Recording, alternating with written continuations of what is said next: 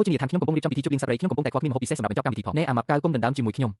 លោកសាក៏បានសន្យានឹងខ្ញុំថានឹងទុកវាឲ្យខ្ញុំដែរលោកសៀឲ្យតែរបស់ល្អខ្ញុំធានាចេញថ្លៃខ្ពស់ជាងគេអ្នកទាំងពីរឈប់ឆ្លោះគ្នាទៅ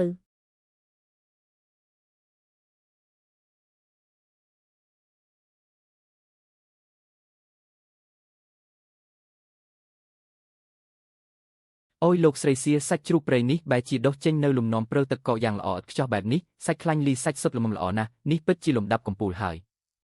អ្នកទាំងពីរសុទ្ធតែជាអ្នកជំនាញសាក់ភ្លក់មើលទៅសាច់ដែលចិញ្ចឹមដោយផ្សិតលីងជាភ្នំខ្ពស់ពិតប្រាកដសូម្បីតែញ៉ាំឈើក៏គ្មានក្លិនឆ្អាបបន្តិចណាដែរអព្រះឲ្យនេះរលីក្នុងមាត់តែម្ដងកំពូលសាច់ពិតជាលំដាប់កំពូលមែនខ្ញុំមានអារម្មណ៍ថាស្រស់ស្រាយណាស់នេះជាកំណប់ទ្រព្យពីធម្មជាតិមែន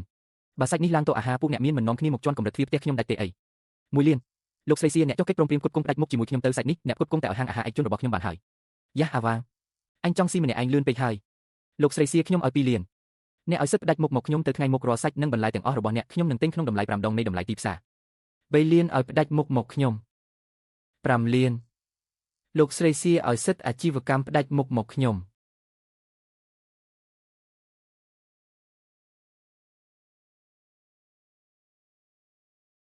អ្នកទាំងពីរសាមគ្គីនាំមកនៅលៀបសក្ការៈជ្រូកព្រៃដែលផ្គត់ផ្គង់ពិសេសនេះមានទិន្នផលច្រើនសាច់ចង្កេះលំដាប់កម្ពស់2ដុំនេះពួកអ្នកម្នាក់1ដុំទឹកប្រាក់100000ពួកអ្នកយកទៅសាកល្បងមើលសិនទៅចំពោះសិទ្ធផ្គត់ផ្គង់ផ្ដាច់មុខនេះខ្ញុំមិនទាន់ត្រៀមខ្លួនប្រគល់ឲ្យឡើយហេតុអ្វីធានពួកឯងកុំរករឿងទៀតអីស្បែកសត្វរបស់ពួកឯងធំក្លិនស្អុយណាស់នៅចម្ងាយ2លីក៏អាចធ្វើឲ្យមនុស្សថប់ដង្ហើមស្លាប់បានដែរនាងរបាំការស្លៀកស្បែកនេះអស់រយៈពេល3ឆ្នាំហើយទោះបីជាឃ្លីបន្តិចមែនប៉ុន្តែសត្វល្អិតនៅលើនេះចាប់យកមកធ្វើជាចំណីញ៉ាំលេងបានតើអាចឈួតឯងនេះទៅឲ្យឆ្ងាយទៅបដូរខោឲ្យចេញចុះពួកយើងត្រូវស្លៀកពាក់អ្វីទៅបងប្រុសយានមិនបាច់តម្រង់ជួរទេមកទទួលស្បែកសត្វស័ក្តិសិទ្ធិដែលព្រះប្រទានឲ្យអ្នករាល់គ្នាម្នាក់2ឈុតនៅតែតាមច្បាប់ចាស់តម្រង់ជួរអ្នកដែលទទួលបានហើយទៅងូតទឹកនៅមាត់ទន្លេរួចសឹមផ្លាស់ប្ដូរវាណាមកម្នាក់2ឈុតយកទៅបន្ទាប់មកយកឲ្យជាប់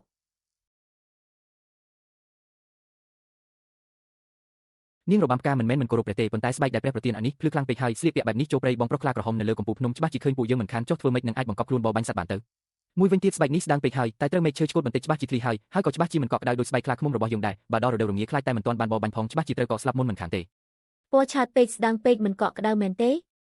ខ្ញុំជាអ្នកបបាញ់ដ៏ពូកែបំផុតនៅក្នុងព្រៃស្បែកនេះមិនកាត់ទេខ្ញុំមើលតែមួយផ្លែតដឹងបាត់ទៅហើយ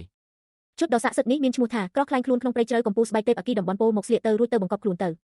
ស្លៀកក៏ស្លៀកអោរោមសត្វគ្នាលំដាប់កំពូលមិនធ្វើឲ្យឯងក្តៅស្លាប់ទេអីឡាយេទើបតែទៅក្នុងព្រៃមិញនេះមិនក៏បាត់ខ្លួនបាត់ទៅហើយឡាយេស្លៀកពាក់ស្បែកស័ក្តិសិទ្ធិរួចក៏បំបាំងកាយបាត់ទៅមុនអាគមរបស់នាងរបាំផ្កាពិតជាអស្ចារ្យមែនជាអភូតហេតុពិតមែនមិនក៏នៅតែមើលមិនឃើញគេអញ្ចឹងកុំបារម្ភគេនឹងចេញមកវិញហើយក្តៅខ្លាំងណាស់ស្លៀកស្បែកស័ក្តិសិទ្ធិនេះក្តៅជាងស្បែកសត្វឆ្ងាយណាស់ដូចជាចិត្តត្រូវគេអាំងឆ្អិនទៅហើយមិនក៏ដោះមិនចេញអញ្ចឹងប្រញាប់មកជួយខ្ញុំផងវិលមុខខ្លាំងណាស់ទេវតាបានផ្កាឡាយេដឹងខុសហើយសូមលោកស្រីដ៏ព្រះអគីវិសេសនេះទៅវិញផងទៅនោះគឺមកពីត្រូវកម្ដៅថ្ងៃខ្លាំងពេកតាឆាំងទៅបកស្បែកទេពអគីរបស់គេចេញរួចសែងគេទៅកន្លែងត្រជាក់ជីទឹកត្រជាក់ពីកន្ថលដាក់គេរួចច្រកទឹកអំបិលខ្សោយបន្តិចទៅសម្លៀកបំពាក់របស់ព្រះមិនស្ដាងទេមិនត្រជាក់បន្តិចណាឡើយស្អាតណាស់សម្លៀកបំពាក់ស័ក្តិសិទ្ធិរបស់ទេវតាបានផ្កាគឺល្អបំផុតហើយទេវតាបានផ្កាមានជំនមាយុ10000ឆ្នាំ